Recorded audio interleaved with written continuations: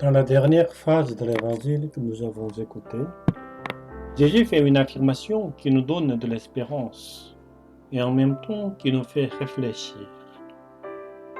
Il dit aux disciples, l'Esprit Saint que le Père enverra en mon nom, lui vous enseignera tout et il vous fera souvenir de tout ce que je vous ai dit. Jean chapitre 14 verset 26. On est frappé par ce toute chose et ce tout. Et nous nous demandons dans quel sens l'Esprit donne-t-il cette compréhension nouvelle, complète à ceux qui le reçoivent. Ce n'est pas une question de quantité ni une question académique qui ne veut pas faire de nous des encyclopédies ou des savants. Non, c'est une question de qualité, de perspective, de flair. L'Esprit nous fait tout voir d'une manière nouvelle, selon le regard de Jésus. Je l'exprimerai ainsi. Dans le grand cheminement de la vie, il nous enseigne par où commencer, quel chemin emprunter et comment marcher. Il y a l'Esprit qui nous dit par où commencer, quel chemin prendre et comment marcher. Le style du comment marcher. Premièrement, par où commencer? En effet, l'Esprit nous montre le point de départ de la vie spirituelle. Quel est-il? Jésus en parle dans le premier verset d'aujourd'hui, où il dit « Si vous m'aimez, vous garderez mes commandements. Si vous m'aimez, vous garderez. » C'est la logique de l'Esprit. On pense souvent l'inverse. Si nous gardons, nous aimons.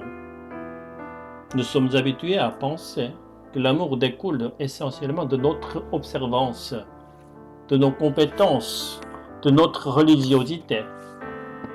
Au lieu de cela, l'Esprit nous rappelle que sans amour à la base, tout le reste est vain, et que cet amour ne naît tant de nos capacités. Cet amour est son don. Il nous enseigne à aimer et nous devons demander ce don. C'est l'Esprit d'amour qui met de l'amour en nous. C'est lui qui nous fait nous sentir aimés et qui nous apprend à aimer.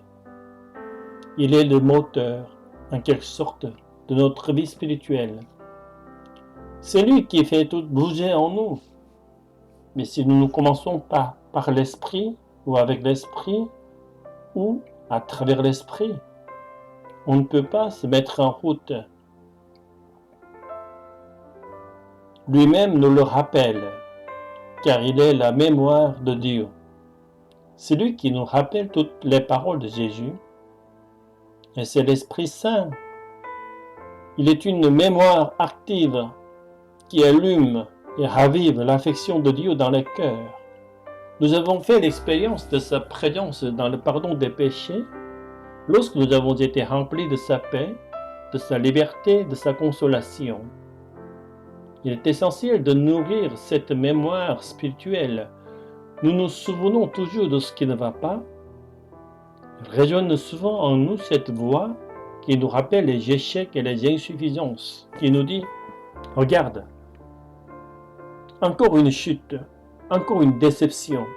Tu n'y arriveras jamais. Tu n'en es pas capable. » C'est un refrain mauvais et méchant. L'Esprit Saint, en revanche, rappelle tout autrement. Tu es tombé, et tu es fils. Tu es tombé, tu es fils de Dieu. Tu es une créature unique, choisie, précieuse. Tu es tombé, mais tu es toujours aimé. Même si tu as perdu confiance en toi, Dieu te fait confiance.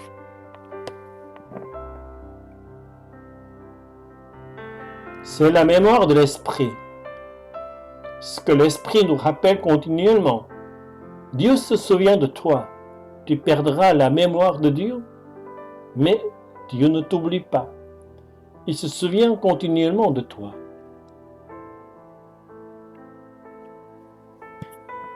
Mais tu pourrais objecter, Ce sont de belles paroles, mais j'ai beaucoup de problèmes, de blessures et de soucis qui ne se résolvent pas avec des consolations faciles. Eh bien, c'est là justement que l'Esprit demande à pouvoir entrer. Parce que lui, le consolateur, il est un esprit de guérison. Il est esprit de résurrection. Il peut transformer ces blessures qui te brûlent à l'intérieur. Il nous apprend à ne pas effacer le souvenir des personnes et des situations qui nous ont fait du mal, mais à les habiter de sa pensée, de sa présence. Il a fait de même avec les apôtres et avec leurs échecs. Ils avaient abandonné Jésus avant la passion, Pierre l'avait renié, Paul avait persécuté les chrétiens. Que d'erreurs, que de sentiments de culpabilité. Et nous pensons à nos erreurs. Que d'erreurs, que de sentiments de culpabilité. Seul, il n'y avait pas d'issue. Seul, non. Avec le consolateur, oui. Parce que l'Esprit guérit les souvenirs. Il guérit les souvenirs. Comment? En remettant ce qui compte en tête de liste. Le souvenir de l'amour de Dieu, son regard sur nous. Ainsi met-il de l'ordre dans la vie. Il nous apprend à nous accueillir. Il nous apprend à nous pardonner. Il n'est pas facile de se pardonner. L'Esprit nous enseigne cette route. Il nous enseigne à nous réconcilier avec le passé, à recommencer. En plus de nous rappeler le point de départ, l'Esprit nous enseigne les chemins à emprunter. Il nous rappelle le point de départ, mais maintenant il nous enseigne quelle voie prendre. Nous l'apprenons de la 12e lecture, où Saint Paul explique que ceux qui se laissent conduire par l'Esprit de Dieu se conduisent non selon la chair, mais selon l'Esprit. Autrement dit, l'Esprit, au carrefour de l'existence, suggère le meilleur chemin à suivre. Il est donc important de savoir discerner sa voie de celle de l'esprit du mal. Les deux nous parlent. Apprendre à discerner pour comprendre où est la voie de l'esprit, pour la reconnaître et suivre le chemin, suivre les choses qu'il nous dit.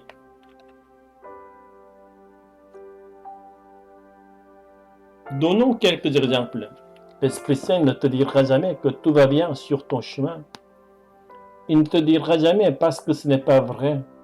Non, il te corrige. Il t'amène aussi à tolérer des péchés. Il te pousse à changer, à combattre tes mensonges et tes duplicités, même si cela demande des efforts, des luttes intérieures et des sacrifices. Le mauvais esprit, en revanche, te pousse à toujours faire ce que tu aimes et veux. Il t'amène à croire que tu as le droit d'utiliser ta liberté comme bon te semble. Mais alors, quand tu te retrouves avec le vide à l'intérieur, cette expérience de sentir le vide à l'intérieur est mauvaise. Beaucoup d'entre nous l'ont ressenti. Et toi, quand tu restes avec le vide à l'intérieur, il t'accuse. L'esprit mauvais t'accuse. Il devient l'accusateur et il te jette au sol. Il te détruit. L'Esprit Saint qui te corrige dans ton cheminement, ne te laisse jamais à terre, mais te prend par la main, te réconforte et t'encourage toujours.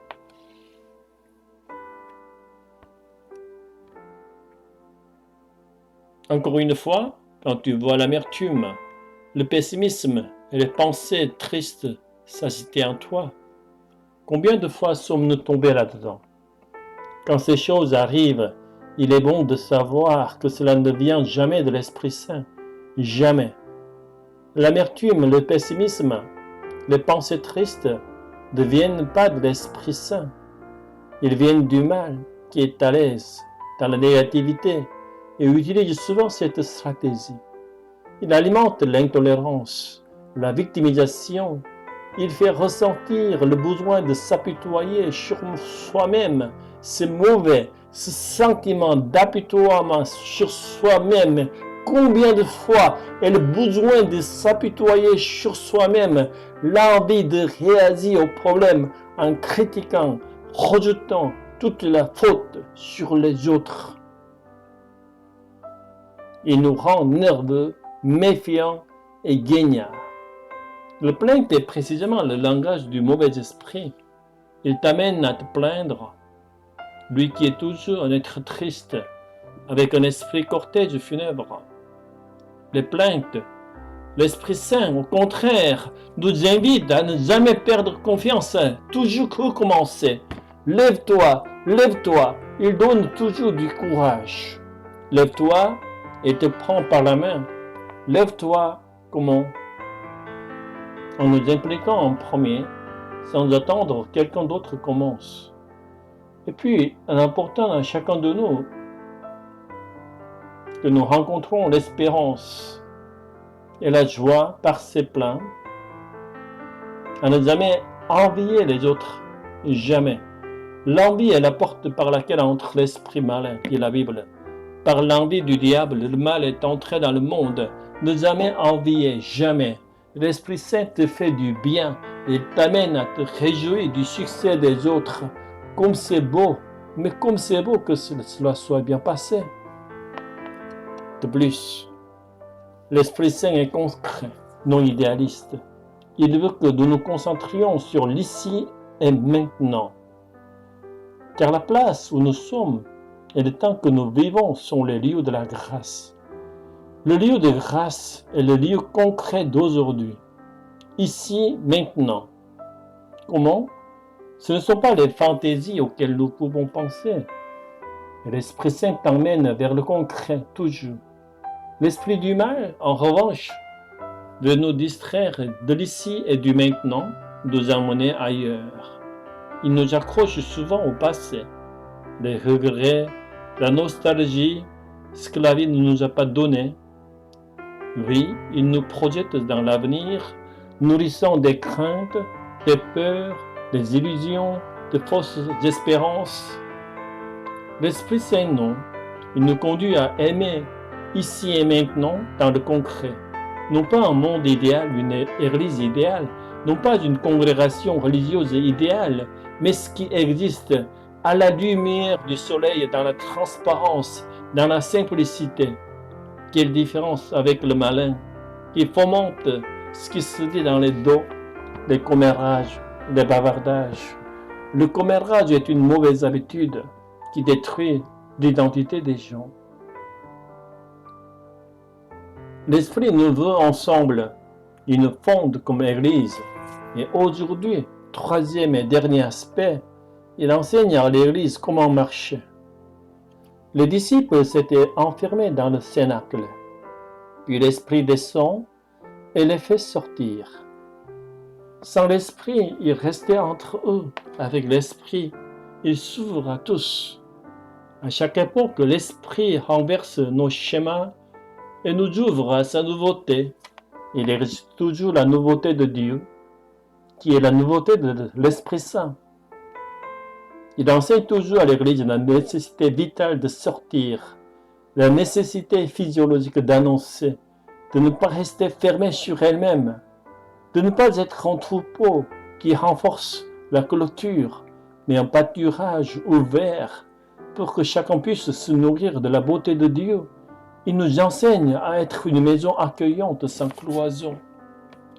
L'esprit mondain, au contraire, nous presse à nous concentrer uniquement sur nos problèmes, nos intérêts, sur la nécessité de paraître pertinent, sur la défense acharnée de nos appartenances nationales et de groupe. L'Esprit Saint, non, l'invite à s'oublier soi-même et à s'ouvrir à tous, et il rajeunit ainsi l'Église. Soyons attentifs. C'est lui qui l'a rajeunie, pas nous. Nous essayons de la maquiller un peu, cela ne sert à rien. Il a rajeuni. Car l'Église ne se programme pas et les projets de modernisation ne suffisent pas.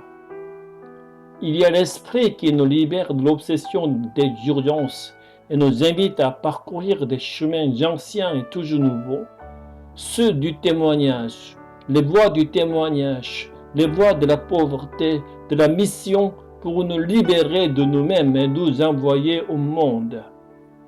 Et à la fin, chose curieuse, l'Esprit Saint est l'auteur de la division, voire du bruit dans certains désordres. Pensons au matin de la Pentecôte. L'auteur crée une division de l'âme, d'attitude. C'était du vacarme, mais de la même manière, il est l'auteur de l'harmonie. Il divise avec la variété des charismes, mais une fausse division, car la vraie division fait partie de l'harmonie. Il crée la division avec les charismes, il crée l'harmonie avec toute cette division, et c'est la richesse de l'Église. Frères et sœurs, mettons-nous à l'école de l'Esprit Saint, afin qu'il nous enseigne tout. Invoquons-le chaque jour, pour qu'il nous rappelle de toujours partir du regard de Dieu sur nous, d'avancer dans nos choix en écoutant sa voix, de cheminer ensemble en Église, docile à lui et ouvert sur le monde. Ainsi soit-il.